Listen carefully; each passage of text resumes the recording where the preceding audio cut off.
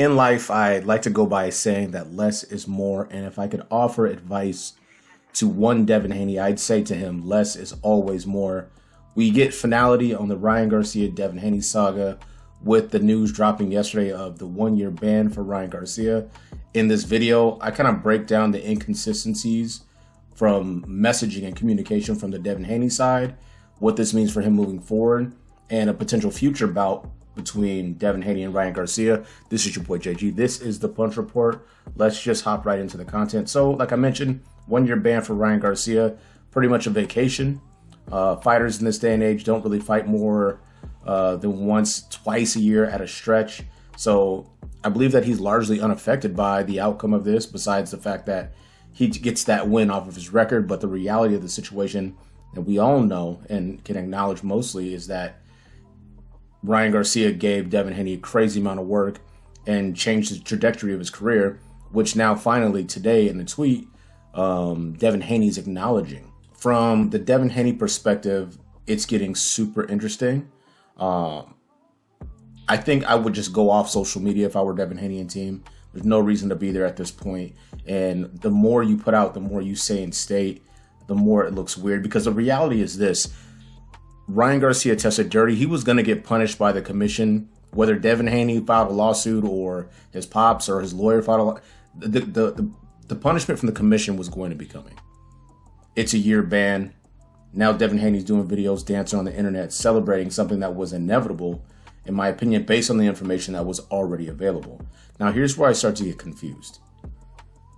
There is a tweet from Michael Benson I'm going to pull up right now that pretty much co-signs a lot of what I've been saying about the impact of this bout. Ryan being suspended a year and paying $1.1 million in fines doesn't change the reality of the situation that Devin Haney took a bad beating that will never go away.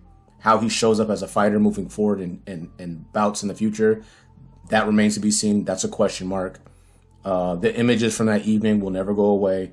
These things, Ryan Garcia being punished, which he was going to be punished, the B sample was going to come back positive, like I mentioned before, they don't change the reality of the situation from Devin Haney. And for the first time, he's acknowledging some of the damage that's been done for himself. Now, let me look at this tweet right here. This is via Michael Benson on X, formerly known as Twitter.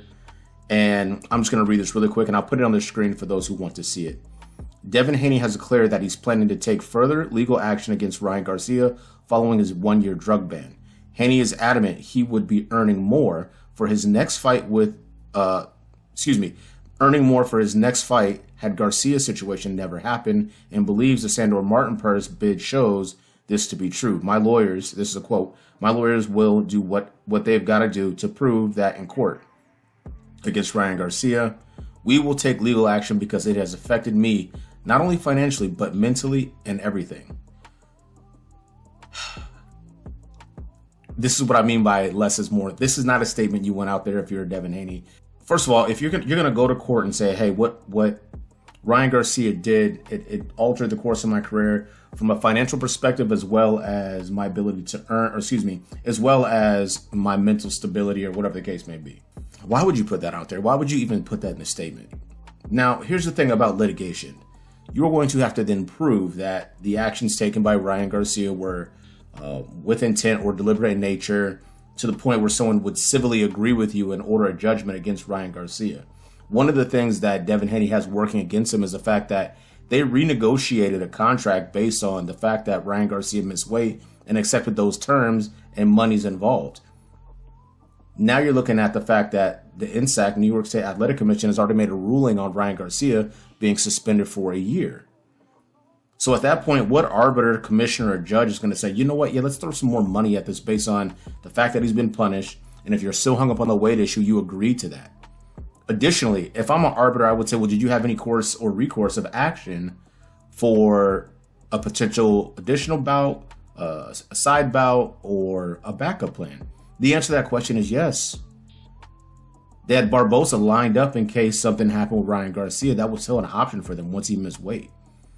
So if I'm the arbiter, I said, so you had a plan of recourse, you accepted money, NSAC punished him for the Osterine, what more do you want from me?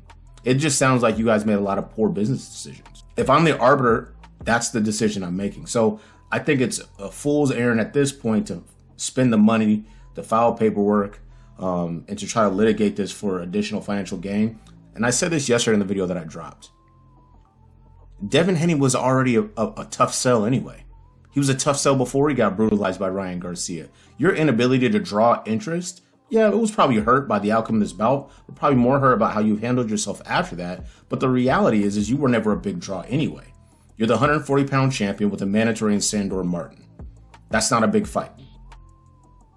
So that's okay, that's fine. And you're coming off a bad loss that was overturned. So let's just call it a bad outing.